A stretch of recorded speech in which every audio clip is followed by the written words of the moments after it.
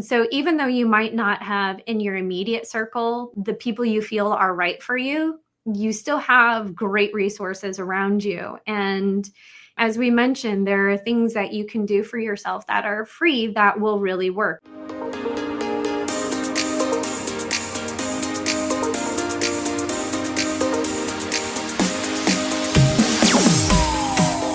It is a day full of live streams, and this time it's a mental health break to bring back Cori, who joined us a year ago. She shared her TBI journey and, of course, how she is a holistic healer who assists through intellectual, energetic, and physical exercises. She has an awesome program coming up in a few weeks, which we'll touch on as well. So, Cori, welcome back to the show. Thank you so much. I am so honored to be here and to be able to continue to share my healing journey and help others with theirs. Oh, well, I'm super excited to have you back. You brought a great show last time, courageously sharing her story from a car accident now 4 years ago since your TBI. I know as well with a TBI, some things are day to day, week to week, month to month. What's been one of the biggest improvements you found in your healing since the last year? Yeah, so thankfully, still full-time entrepreneur. So being able to better direct my own schedule. So encouraging rest, encouraging actual downtime, and being able to really grow. I've been able to really dive in with my healing practice. So I serve as an anxiety reduction specialist. I dive in with mindset, I dive in with energy, and what are some physical techniques, which we all know with TBIs, these are all things that kind of go hand in hand. Was able to use my own tools. So I've got you definitely covered from personal experience, unfortunately or fortunately. But I think really being able to dive back in with people and asking the deeper questions and being able to be more focused, to be more attentive, and to bring back my superhero power of how do we convert what's going on in your life into something that's better. And I'm super grateful that through the work that I've been able to do with myself and other great partnerships to help myself heal, I've been able to bring that superpower back into my life. I love how you refer to it as a superpower because it's not about the challenges we face in life, but how we use these challenges to now enhance our life, or we can let it debilitate us. But we have those two options. Cori's taken it by the force and just gone, keep going forward. What else have you done to take care of your mental health? For me, of course, the exercise in the morning is my main recommendation. What are some other things that have been working for you? So for me, I am continuing what I refer to as my grandpa schedule since my 20s. I have learned truly when we have a more consistent circadian cycle, we're so much better. So honoring, okay, when I'm tired at 10 o'clock, I've already been in bed for half an hour, probably listening to meditation music, probably reading something completely unrelated to my day to let my brain just let go. I found in reading fiction, myself and my business have grown because I'm not trying to death grip what's going on in my personal and professional life, right? So find a creative outlet for yourself. I love exercise. Body movement is so important. And what I really learned through the TBI is I can't lift as much or as heavy as I used to. However, I can still move my body. I can still lift. I can still go for long walks. It's just embracing what does this slight shift look like and how do I still continue to take care of myself? And definitely nutrition, like hydrate, hydrate, hydrate, and pay attention to what is in your water. I would say creatine and collagen. I'm not a nutritionist. If you want great references, I've got them, but those have really made a big difference for my brain health and my continued just to be my awesome me. I love that, finding the tools that work for you. What works for some won't work for everyone. So you've given a few more options for people to add to their tool chest. Now, 4 years since the TBI, I'm so proud of you because I know how far you've come in your entrepreneurial journey, not just in recovery. Yeah. Now that you have control over your own schedule, do you find that's a stress reducer for you? Oh, definitely. One of the things I've really surrendered into is I am a much better functioning, higher functioning individual if I have a little bit of downtime, like right after lunch, whether I'm doing meditation, yoga, taking a nap, doing red light therapy, whatever it might be, which corporate America unfortunately doesn't necessarily understand. So being able to do, my Reiki self-care throughout the day instead of cramming everything into that fabulous 9 to 5 box has made a major difference for me. I can certainly relate. I had a lot of stress when things are out of my control, as far as now I'm in traffic for 2 hours both ways. And now I just lost 4 hours of my day. When I, as well, am a morning person, I also have the grandpa routine where I'm off my phone usually before 7 or electronics. I found a lot of value in that. And I don't know if it's hoo-ha or not, so don't make fun of me, everyone, but not having the phone next to me in my bed, I seem to get better sleep. Now, I don't know if that's any correlation. Have you heard of anything like that? So there are a lot of studies out there about having fewer electronics in your bedroom. So whether that's not having your cell phone next to your bed, whether that's not having necessarily a really bright alarm clock glaring at you, they also suggest if you have a tendency of waking up in the middle of the night, don't look at the clock, because then your body is going to get in the habit of, oh, it's 2:30 again. Guess what? We're going to wake up. You're going to look at the clock and it's going to say 2:30 again. Yep. And then you have this habit nobody wants. So to me, the fewer electronics we have around us whenever we're doing rest time, the better off we are. Like the lower EMF. I also had someone on the show talk to me about reading in the same position as we sleep not being that good for us as well. So I know in life there are too many things to do everything right, and I understand that, but I try to put these tips out there so you can make the necessary changes, and Cori's brought a whole lot to us. Let's talk more about some holistic practices that you have for us that suffer with anxiety. I know you also focus on self-doubt and energetic imbalances. Let's focus on anxieties. I know that's very common for our listeners. Yeah, and I think especially when we're post TBI, there's so much we don't know because a lot of the so-called helpers don't help, whether it's our doctors or the people around us don't necessarily know how to help either. There are a lot of breathwork techniques like calming breath or detox breath. There's a reason why in yoga they have you take that really great deep breath in through your nose and out through your mouth, and that helps your body to reset itself. And when we get really anxious, we have a big tendency of forgetting to breathe. We have a tendency of forgetting to feed our soul and let the ish out, because that's really what each breath is. So that's truly one of my favorite things, is just remember to give yourself a lot of grace, and tune back into your breathing habits as one of the great healing or holistic practices. I'm also a huge fan of Reiki, which Reiki is a Japanese energy balancing technique. The nurses were giving me a hard time in the trauma unit. They're like, are you having heart problems? Or will you keep having your hand on your chest? I'm like, no, I'm running energy through myself. And with Reiki, you can either receive for another individual or you can self-care. And as we have so many anxiety aspects of our life flare up in between appointments, Sure, it's a great tool to be able to have. And I feel very honored to be able to teach that, because it can be done either in person or remotely. But having as many tools, in my opinion, as we can in our tool basket, the better, because as we continue to heal, different tools will work at different times. As you said, not only do different tools work for different people, but some of the tools that worked for me fresh out of being in the trauma unit don't work for me quite as well as they do now. sure. It's just the cycle of life.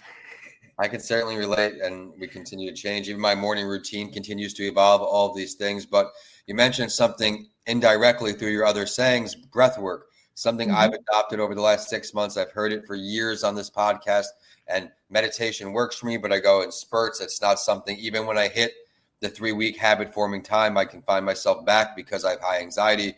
But breath work, I'm a big walk taker. I take them after every Zoom. I go outside. I have a long sidewalk. It takes about 3 or 4 minutes when I'm getting in the sun. I had a big shout out to Tommy Bryan, a longtime guest, one of our show partners here. She talked about taking 6 deep breaths to reset your system.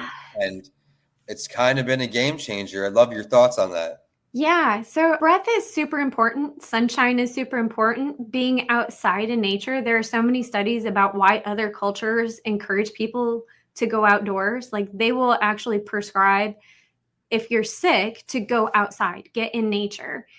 And taking the time to honor yourself, even with those 3-4 minutes, I'm sure it's made a massive difference. And I think there's a big misconception with meditation that it has to be sitting in yin or a lotus position for so long, where meditation truly just means being in the present moment. So by being present while you're taking that 3-minute walk, while you're being present in, scratching your puppy dog's ears or just feeling the sunshine on the face, that is meditation. Like I cannot sit still to do meditation unless I'm doing Reiki self-care. But even then, I'm doing different hand positions. So for every person, meditation's different, but it is just the opportunity to tune in with yourself. And in just doing 5 minutes a day, you can help reprogram your cells. So that helps your brain heal. I joke with a lot of my women clients, one of the cheapest skincare systems you can honor is hydration, rest, and meditation, because meditation is going to help your skin be healthier because your cells are healthier. So it's multifold when we tune in either with breath work, we tune in with meditation, and these things don't have to be expensive. I love that. There's so many things that you said that I absolutely love there. And one being, be yourself. And you keep alluding to that indirectly, which I love, being your authentic self, because you're finding things that work for you and you're not being negotiable on it. Hey, it's okay to be stubborn for things that work with us, and you're finding things that have helped propel your success, because now you're not only healing yourself, but you're healing other people, which I think is so tremendous. So congratulations again on how far you've come as someone with the TBI. And everyone, we were talking behind the scenes, she's going to be with me on a TBI project I'm working on later this year, so stay tuned for that. It's something I've wanted to do. We've had some hiccups along the way, but we won't give up there. Similar to entrepreneurship, I now want to ask for 2 pieces of advice. They're going to be a little different from each other. One for folks who are just overcoming this traumatic brain injury early stages, and then we'll talk about advice in a different way.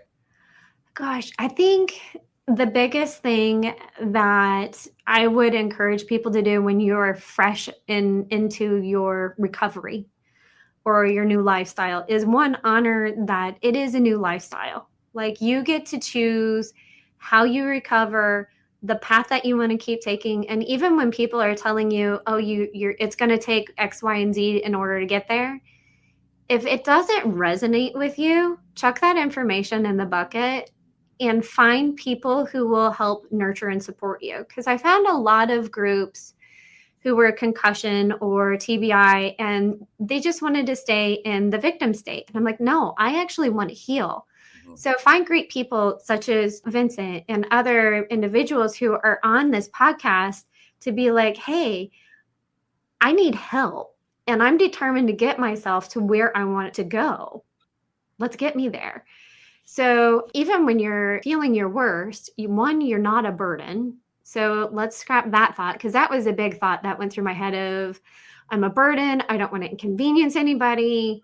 It is truly a time where honor your community around you, like ask for help. And it also explain to people, it might be short term. It might be, this takes me a while. I thought it would take me a couple of weeks to recover. Boy, was I wrong.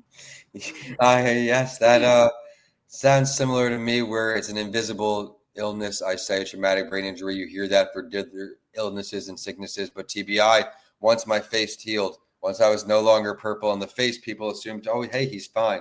He looks normal, when in fact, I'm still way back when. I shared often, out of a coma, I thought I was in kindergarten. I thought my school was Pulaski Elementary.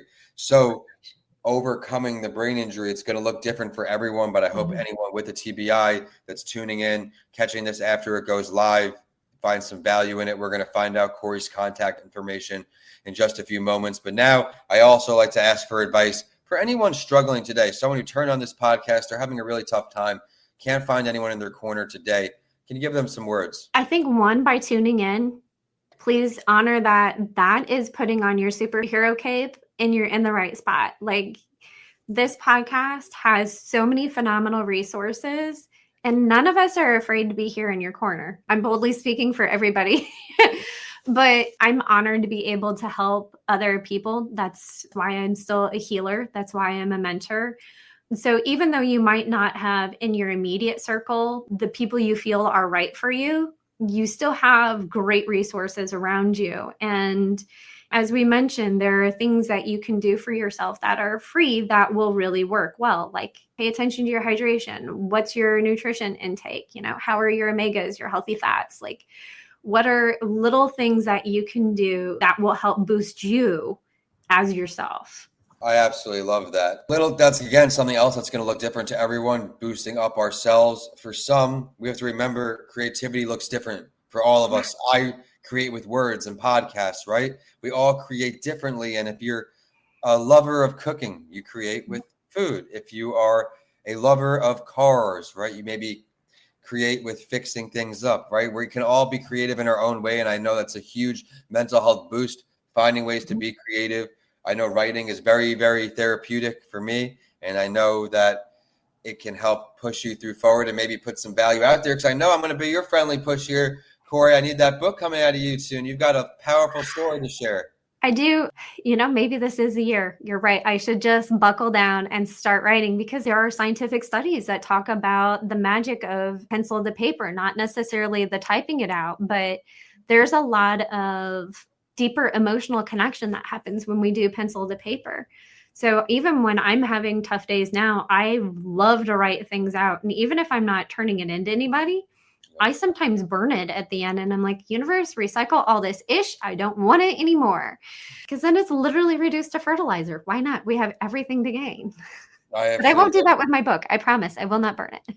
I'm going to give you that friendly nudge, especially when this comes out. I mean, I write down everything, even my time block before bed every day, right? I start, earlier, but now I'm giving myself more grace with not booking things before 7. While I may start at 4 a.m., I don't do too much. I ran myself pretty dry. So now I give myself a few hours before the day starts to get on. And now I agree, putting that down, whether it's a journal, writing out your plans for the next day, something, I think you'll find the therapeutic benefits. And we talked about so much, and it always flies by when I'm with you, Cori. Thank you so much for sharing everything. Yeah. Where can we find you online? And I have CoriStuart.com here if you're checking out some video reels or catching the live stream after it's on our wall. Where else can we say hello to you? Yeah, so I'm very active on Instagram at Cori Stuart Holistic Healer. Honestly, once you know how to spell my name, because it is such a unique spelling, it's really easy to find me. I'm starting to become more active on YouTube short videos, because I find the shorter, the better. And then I also have a Facebook group of which we share energy ideas, different modality histories and practices. I'm a big crystal person and essential oils, so I'll share tips and tricks with those in that group as well. And just honored to be a resource. I love it. Well, everyone, be sure to add her to your network. This is live on LinkedIn, on the Facebook page. So we're trying to grow ourselves on those platforms too, give everybody a little push throughout the day that they may need with great leaders like Cori. So thank you so much, everyone. Thank you for tuning in and helping keep the show a top 5% global show. My name is Vincent A. Lancey, and it's an honor to be here. And we'll see you next week right here on a mental health break. We're signing off from Carolina down to Florida. Cori, thank you. Thank you. Have a great one.